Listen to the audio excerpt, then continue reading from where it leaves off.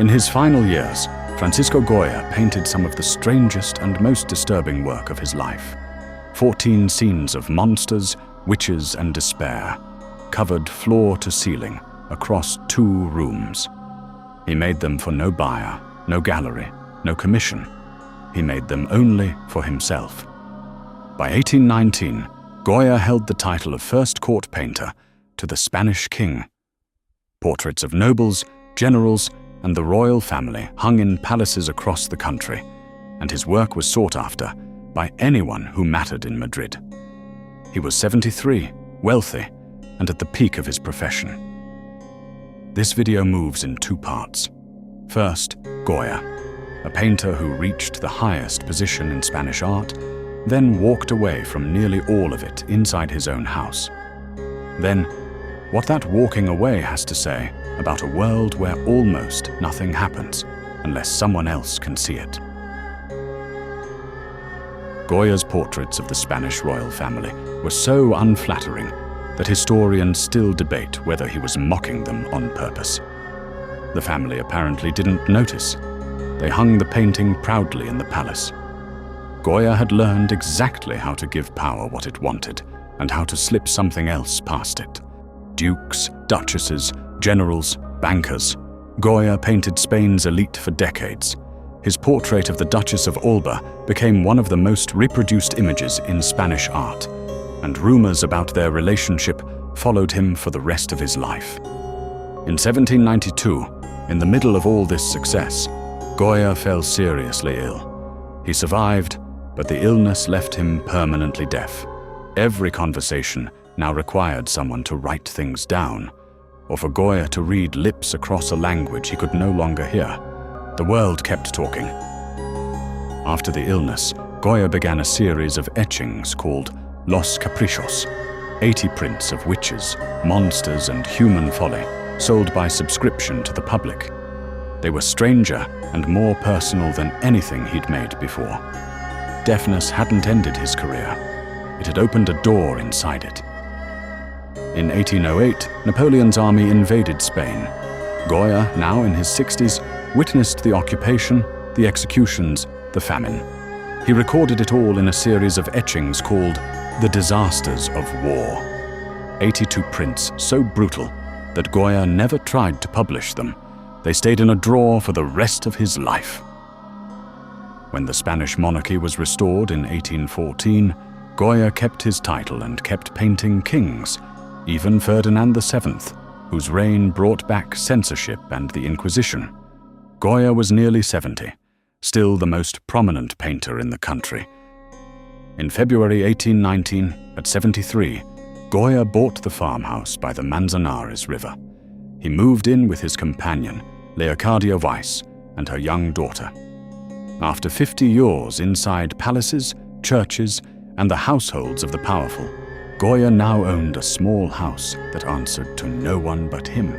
Months after moving in, Goya nearly died again. While recovering, he painted himself propped up in bed, supported by his doctor.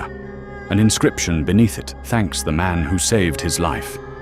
It is one of the last paintings Goya made with the public. A gallery, a buyer, clearly in mind. After recovering, Goya started painting the walls of the house itself, the actual plaster of the rooms where he ate and slept. Not canvases that could be sold, shipped, or exhibited. He painted over landscapes that were already there, layering something darker directly onto the rooms of his daily life.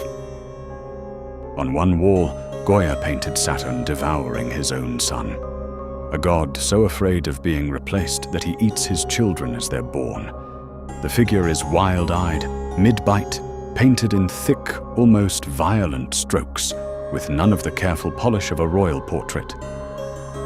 Goya never wrote about these wall paintings, never explained them to a visitor, never mentioned them in any letter that survives. The titles used today, Saturn, the Witch's Sabbath, were assigned decades later by a friend cataloguing the house after Goya's death, guessing at what each scene meant. By 1823, both rooms were covered, 14 paintings, floor to ceiling, with no plan for any of it to leave the house. Goya was over 70, mostly deaf, living quietly with Leocadia. The man whose portraits once decorated palaces had spent years filling his own home with something nobody had asked to see. Somewhere in your life, there's probably something you've made, done, or felt that no one else knows about. A thought, a habit, a small private effort. Goya's house raises a question about that thing. Does it still feel like it counts? Or does some part of you wait for it to be seen before it becomes real? Think about the last time something happened to you. Good, bad, strange, ordinary. How long before you told someone? Texted it? Posted it? Mentioned it in passing? For a lot of people now, an experience doesn't feel finished until it's been turned into something shareable. The telling has become part of the having. Psychologists have a name for what happens next: the audience effect. People act differently and even think differently when they believe they're being observed. The strange part is how little observation it takes. A single follower, a single possible viewer, can quietly edit what you do before you've noticed it happening. A meal gets arranged before it gets eaten. A view gets photographed before it gets looked at. A workout gets logged before it gets felt. None of this is dishonest exactly, but each of these things now passes through a layer of presentation before it becomes the thing it was supposed to be. Goya never had to consider any of this. There was no possible audience for the walls of his own house, no algorithm, no follower, no eventual viewer to account for.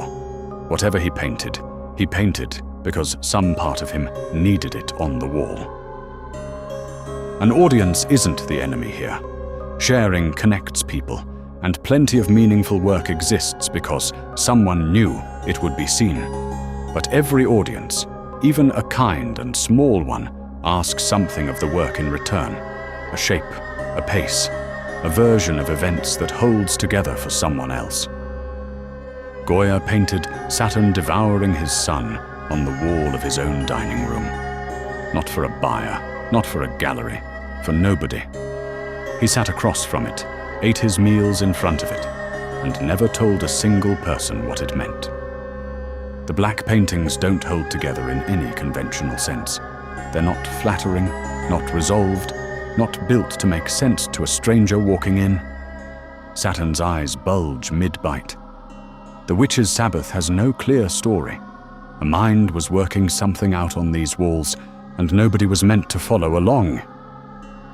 Most people have something like this already. A voice memo never played back, a draft saved and never sent, a project nobody's heard about. Often these get treated as failures, things abandoned before they were finished.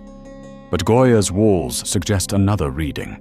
Maybe finishing was never the point of making them. There's a simple way to feel the difference. Write something down, anything, with absolute certainty no one will read it.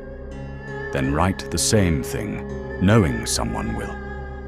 Most people notice the second version, arriving already shaped, already softened, already aware of how it will land before it's even finished. You probably have a version of Goya's wall somewhere, a folder, a draft, a thought you've never said out loud. The black paintings only exist because Goya didn't wait for permission, an audience, or a reason. He just kept going, alone, with the door closed. In 1824, a year after finishing the walls, Goya left Spain for France and never returned. He gave the house to his grandson and never spoke of the rooms again. He died in Bordeaux in 1828, 70 years into a career built on being seen, having just spent his final years on work that wasn't. In the 1870s, decades after Goya's death, a new owner had the murals carefully transferred from the crumbling walls onto canvas and given to the Prado. The work, made with no audience in mind, became some of the most studied paintings in the world, but only after Goya was no longer there to know it. Goya spent 50 years building a reputation. then spent his last years dismantling the need for one wall at a time. The dare his house leaves behind is simple. Find the thing in your life that exists purely because you needed it to, with no one else required to notice. Then keep it. Somewhere, there's a version of you that only exists when no one's watching. Goya spent the last years of his life inside that version, painting walls no one asked for, in a house no one visited, saying nothing about any of it. The paintings outlasted him. The silence around them was the point. Thank you for watching. If this video brought you any value, please consider subscribing and leaving a like. For more content like this, hit the notification bell so you never miss an update. See you next time.